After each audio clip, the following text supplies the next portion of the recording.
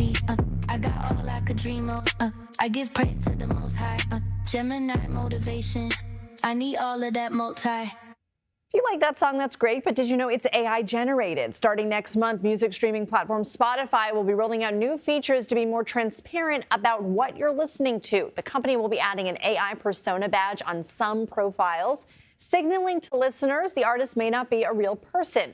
Spotify will also not include those artists in its recommendations, and Spotify says the move is in response to users saying they, quote, don't like seeing an artist profile that seems human only to find out that persona is AI generated. They also say they're focused on elevating music from authentic artists, building careers in music.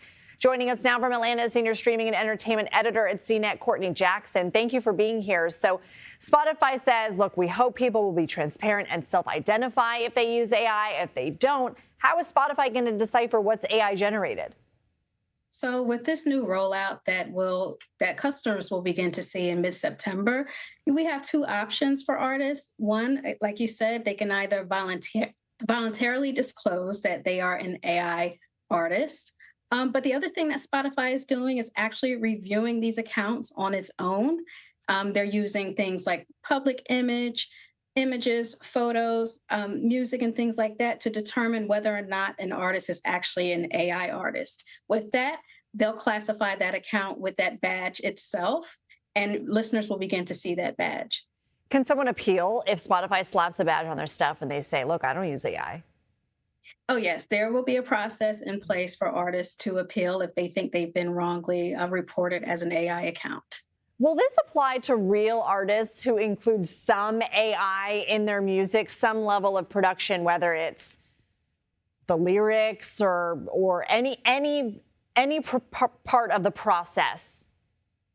Well, there's a separate component for Spotify. So those types of songs or artists that use just a sampling of AI to generate songs, they have something called AI credits. So they won't get the AI persona badge.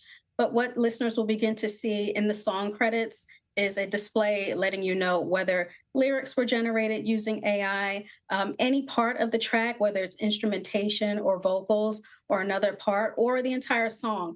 They'll see that in the song credits. You as the user, you have to go to the credits? Yeah, you'll see that in the section on the song, but yes. Okay, so Spotify rolled out its own AI DJ software so its users can generate their own music. They also have other AI tools like playlist generation. Doesn't that kind of fly in the face of what they're saying here, that they want to platform real artists?